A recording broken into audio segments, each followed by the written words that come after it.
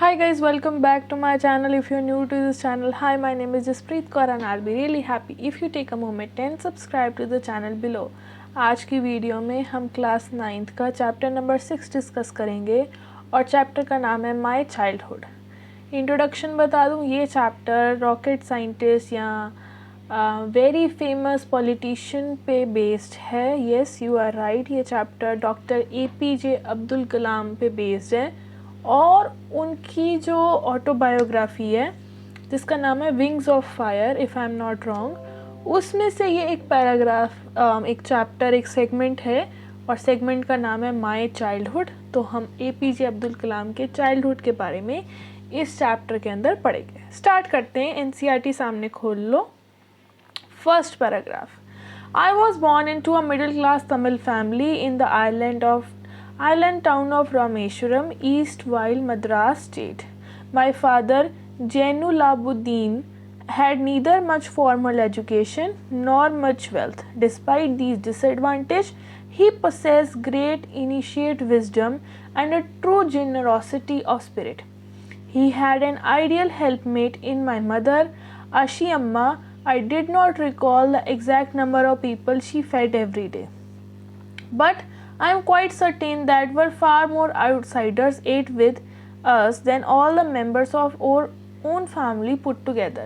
इसमें जो APJ अब्दुल कलाम है वो बताते हैं उनके फादर ना ज़्यादा पढ़े लिखे थे, ना ही ज़्यादा पैसा था, लेकिन फिर भी उनके पेरेंट्स ने बहुत ही इम्पोर्टेंट रोल प्ले किया उनको मॉरल वैल्यूज़ देने का। उनकी मम्मा जो है बहुत सोशल वर्क करती थी और हज़ारों ही लोग रोज़ उनके घर आके खाना खाते थे। I was one of many children, a short boy with rather distinguished looks, born too tall with handsome parents. We lived in an ancestral house which was built in the middle of 19th century. It was fairly large pakka house made of limestone and brick of the Mosque Street in Rameshwaram. My assured father used to avoid all the inessential comfort and luxuries, however all the necessary were provided. यानी ये अपने ख़ानदानी घर के अंदर जो रामेश्वरम है वहाँ पे रहते थे और हमेशा इनके फादर जो है इतना ज़्यादा लग्जरी पे स्पेंड नहीं करते थे, बट ऐसा भी नहीं था कि इनको बेसिक सर्विसेज नहीं मिलती थी। It was like a middle class family. All the necessities were provided in terms of food, medicine or cloth. In fact, I would say mine was very secure childhood, both maternally and emotionally. वो कहते हैं मेरा childhood बहुत secure था, materialistic wise भी मेरे पास सब कुछ था और emotionally भी, क्योंकि मेरे parents ने मुझे बहुत support करा. The Second World War broke out in 1939 when I was 8 years old. Second world war जब हुआ तो डॉक्टर APJ अब्दुल कलाम सिर्फ 8 ईयर्स के थे. For reasons I have never been able to understand a sudden demand of temperate seeds erupted in the market. I used to collect the seeds and sell them to the provision shop on Mosque Street. A day's collection would fetch me princely sum of 1 anna.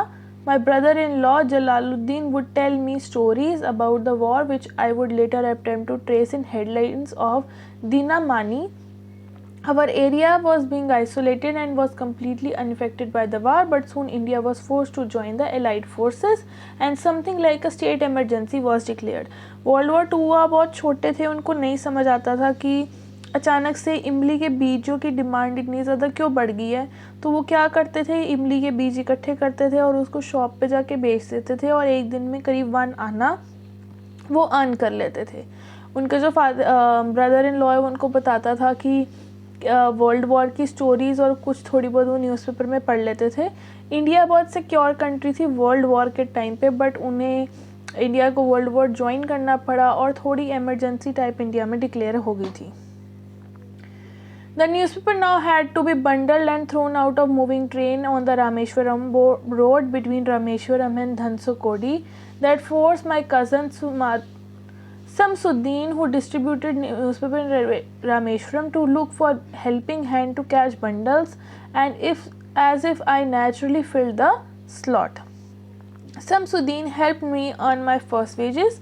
Half a century later, I can still feel surge of pride of earning my own money for the first time. और फिर newspapers की problem की वजह से वो उन्होंने अपने भाई की हेल्प करनी शुरू करी न्यूज़पेपर डिस्ट्रीब्यूशन में, और उनके भाई ने उनको सैलरी देनी शुरू करी। बहुत छोटी सी उम्र में ही पैसा कमाना स्टार्ट कर दिया था, लेकिन उनको पता था कि पैसा कमाना कितनी प्राइड की बात है और कितनी खुशी होती है अपना पैसा कमा के।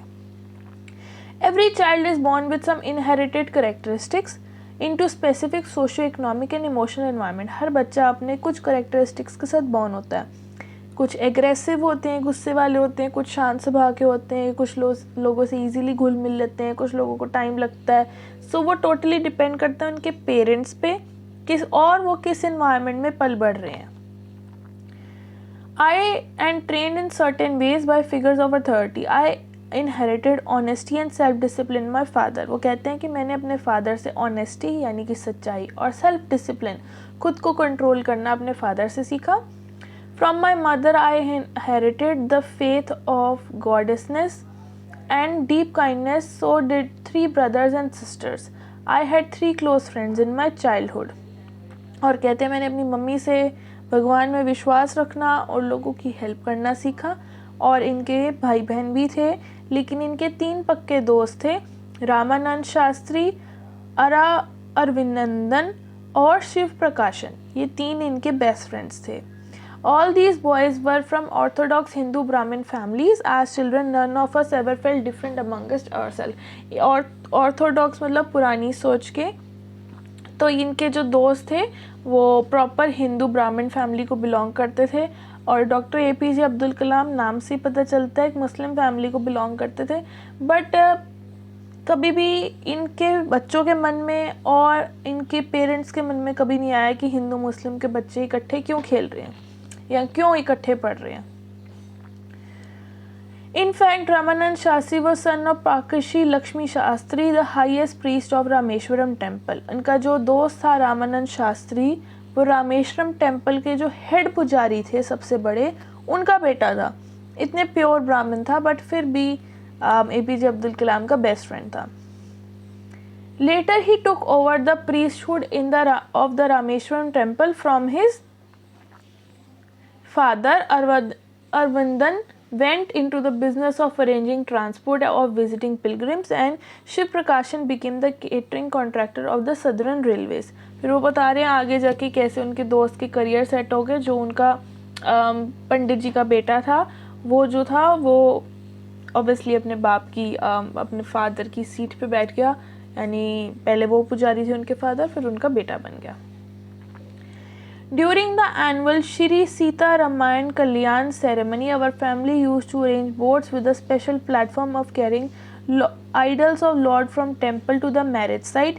हर साल फेस्टिवल मनाया जाता था जिसमें जो फेस्टिवल का नाम है श्री सीता रामा कल्याणम था, और जो APJ अब्दुल कलाम की फैमिली थी वो स्पेशल बोट्स प्रिपेयर करती थी जिसमें देवियों की और इन सब की भगवानों की मूर्तियाँ जो जाती थी वो शादी के लिए जाती थी।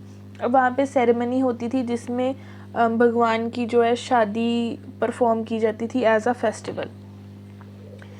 Lord with temple marriage site situated in the middle pond called Rama Tritha, which was near our house. Events of Ramayana from the life of the prophet were our bedtime stories. यानी कि जब छोटे होते हम कहानी सुन के सोते हैं तो प्रॉफिट मोहम्मद जो हैं उनकी स्टोरीज़ और रामायण की जो स्टोरीज़ हैं वो APJ अब्दुल कलाम सोने से पहले सुनते थे। Stories my mother and grandmother would tell me as children in the family, जो उनकी मम्मी और उनकी दादी उनको बताती थी। One day when I was in 5th standard at the Rameshwaram Elementary School, a new teacher came up into our class. I used to wear a cap which marked me as a Muslim. I always sat in the front next to Ramananda Shastri. एक दिन 5th class की बात है और वो जो हैं बैठे होते हैं अपने फ्रेंड के साथ, रामानंद शास्त्री के साथ, और APJ अब्दुल कलाम ने एक वाइट कलर की कैप पहनी होती है जो कि क्लियरली बताती है कि वो मुस्लिम हैं, और वो फ्रंट डेस्क पे रामानंद शास्त्री के साथ बैठे होते हैं जो कि आपको पता है एक हिंदू था। The sacred thread, the new teacher could not stomach a Hindu priest son sitting with a Muslim boy. जो न्यू टीचर था वो इस बात को एक्सेप्ट नहीं कर पाया कि एक हिंदू प्रीस्ट का बेटा एक मुस्लिम के साथ बैठा हुआ है. In accordance with social ranking as the new teacher saw it, I was asked to go and sit on the back bench. और जो नया टीचर है वो APJ अब्दुल कलाम को कहता है कि उठो और लास्ट बेंच पे जाके बैठ जाओ. I felt very sad, so did Ramananda Shastri. He looked utterly downcast as I shifted my seat in the last row. The image of him weeping when I shifted in the last row was something impression on me. और उसके दोस्त को भी बुरा लगता है, रामानंद शास्त्री रोने लग पड़ता है और APJ अब्दुल कलाम कहता है उसका जो फेस था जब वो रो रहा था वो मैं कभी नहीं भूल पाऊँगा कि एक दोस्त से दूर होने का, बेशक सिर्फ सीट चेंज हुई थी लेकिन स्टिल वो बहुत बड़ी बात थी. After school we went home and told the respective parents about the incidents. और रामानंद शास्त्री ने भी घर जाके अपने फादर को बताया और APJ अब्दुल कलाम ने भी घर जाके अपने फादर को बताया कि आज ऐसे ऐसे नया टीचर आया था और उसने हमारी सीट चेंज कर दी. Lakshman Shastri summoned the teacher and in our presence told the teacher that he should not spread the poison of social inequality and communal intolerance in the minds of innocent child. और जो शास्त्री जी हैं, रामानंद शास्त्री के father, वो जाते हैं principal को और झाड़ते हैं कि तुम छोटे बच्चों के दिमाग में ये जात पात का जो पॉइज़न है कि हम मुस्लिम हैं और हिंदू है, ये इतने छोटे से माइंड्स में तुम क्यों डालने की कोशिश कर रहे हो. तुम तो एक टीचर हो, तुम्हें इक्वालिटी जो है बच्चों को सिखाना चाहिए, इनका एग्जाम्पल सबको देना चाहिए, बट तुम तो कुछ और ही कर रहे हो. He bluntly asked teacher to either apologize or quit the school and the island. वो कहता है, वो टीचर को वार्निंग दे देता है कि यहाँ तो तुम माफ़ी मांगो या ये स्कूल और शहर छोड़ के यहाँ से चले जाओ और तुम्हारे पास कोई ऑप्शन नहीं है. Not only the teacher regret his behavior but was strong sense of conviction. Lakshman Shastri conveyed ultimately reform the young teacher. और ऐसे जो है टीचर को बहुत ज़्यादा गिल्टी भी फील हुई और उनके फादर्स ने जो उनका स्टैंड लिया ये देखने वाली बात है. On the whole, the small society of Rameshwaram was very rigid in terms of segregation of different social groups. However, my science teacher Siva Subramaniam Iyer, through an orthodox Brahmin, was very conservative. अब उसका एक science teacher है जिसका नाम है सुब्रमण्यम अय्यर. वो है तो हिंदू ब्राह्मण, बट उसकी वाइफ जो है वो थोड़ी सी रिलीजन को लेके सोच विचार करने वालों में से was something of a rebel. He did not best to break social barriers so that people from varying background could mingle easily. He used to spend hours with me and would say, Kalam, I want you to develop so that you are par with highly educated people in big cities. उनके science teacher जो है बहुत ज़्यादा कलाम के साथ time spend करते थे और यही रीज़न है कि APJ अब्दुल कलाम का साइंस में इंटरेस्ट रहा. और वो उसको कहते थे कि मैं चाहता हूँ कि तुम अच्छे से पढ़ो लिखो और एक बड़े शहर में जाके एक अच्छी यूनिवर्सिटी में एक अच्छे इंस्टीट्यूशन से अपनी पढ़ाई पूरी करो सो दैट तुम लाइफ में कुछ बन सको. One day he invited me to his home for a meal. His wife was horrified by the idea of Muslim boy invited to the diner ritually pure kitchen. एक दिन उसका science teacher उसको घर पे बुलाता है खाने के लिए, लेकिन उनकी वाइफ जो है कम्प्लीटली शॉक में चली जाती है क्योंकि वो ये बात डाइजेस्ट नहीं कर पाती कि एक मुस्लिम बच्चा आज उनके घर आया है खाना खाने, और उनको ऐसा लगता था कि उनका घर और किचन प्योरली इम्प्योर हो गया क्योंकि invited to dine in ritually pure kitchen. She refused to serve me in her kitchen. Subramaniam Iyer was not perturbed, nor did he get angry with his wife, but instead served me with his own hands and sat down beside to eat the meal. पहले time पे लोग रसोई में ही फर्श पे बैठ के खाना खाते थे क्योंकि एज सच कुछ रिवाज नहीं होता था कि डाइनिंग टेबल पे बैठ के खाना है या ऐसे खाना है, और घर भी बहुत बड़े होते थे. तो उनकी वाइफ ने मना कर दिया कि वो जो है खाना सर्व नहीं करेंगी. तो जो उनका टीचर होता है सुब्रमण्यम अय्यर, उनको कोई गुस्सा नहीं आता, कुछ नहीं होता. वो खुद किचन में जाते हैं, खाना लाते हैं और APJ अब्दुल कलाम को सर्व कर देते हैं. ऑब्वियसली घर पे गेस्ट आए तो कलेश तो करेंगे नहीं, वो चुपचाप अपनी वाइफ से बिना आर्ग्यू करे खाना सर्व कर देते हैं. His wife watched us from behind the kitchen door. I wondered whether she had observed any difference in the way I ate rice, drank water or cleaned the floor after the meal. वो कहता है कि उनकी wife चुपचाप देख रही थी मैं कैसे खाना खा रहा हूँ. आई होप उनको समझ आ गया होगा कि एक जैसे हिंदू बच्चा खाना खाता है वैसे ही मुस्लिम बच्चा भी खाना खाता है, और मैं कोई अलग तरीके से खाना नहीं खा रहा था. When I was leaving the house, Subramanian Iyer invited me to join him for dinner again for next weekend. Observing my hesitation, he told me not to get upset, saying once you decide to change the system, such problems have to be confronted. अब जब खाना खा के APJ Abdul Kalam वहाँ से जाने लग पड़ता तो उनका टीचर उनको कहता है ठीक है नेक्स्ट वीकेंड तुम फिर आना। तो APJ अब्दुल कलाम थोड़ा सा झिझक जाते हैं कि तुम्हारी वाइफ ने तो मुझे आज भी सर्व नहीं करा, मैं किस मुंह से नेक्स्ट हफ्ते भी आऊँ। तो उनका टीचर कहता है कि जब आप कोई सिस्टम तोड़ने की कोशिश करते हो ऐसी प्रॉब्लम्स आती हैं।